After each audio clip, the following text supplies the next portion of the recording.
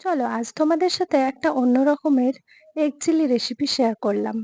রেসিপিটা বানানোর জন্য কি কি লাগবে এখানে দেখে নাও। 4টে ডিম লাগবে, পেঁয়াজ লাগবে, টমেটো, ক্যাপসিকাম, আদা, কাঁচা লঙ্কা। আমি এখানে রসুনটা অ্যাভয়েড করেছি, চাইলে তোমরা দিতেও পারো। প্রথমে কড়াইয়ে তেল গরম করে ডিমটাকে এরকম করে ভেজে নেবো। একটু একটু বড় বড় করেই ভাজতে হবে।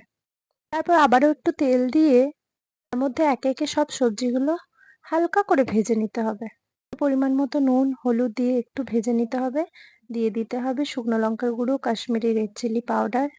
মশলাটা মিশিয়ে নেওয়ার পর দিয়ে দেব সয়া সস আর টমেটো সস। তারপর ভালো করে সবজিগুলোর সাথে মিলিয়ে নেব। একটু জল ধোয়া বাটিটাও দিয়ে দেব। তার মধ্যে দিয়ে দেব ভেজে রাখা ডিমগুলো আর পরিমাণ মতো চিনি দিয়ে দেব। আর ভালো করে নাড়াচাড়া করে ফুটিয়ে নিয়ে গ্রেভিটা একটু ঠিক হয়ে এলে নামিয়ে নিলেই রেডি হয়ে যাবে এগ চিলি। তো কেমন লাগলো তোমাদের এগ চিলি রেসিপিটা?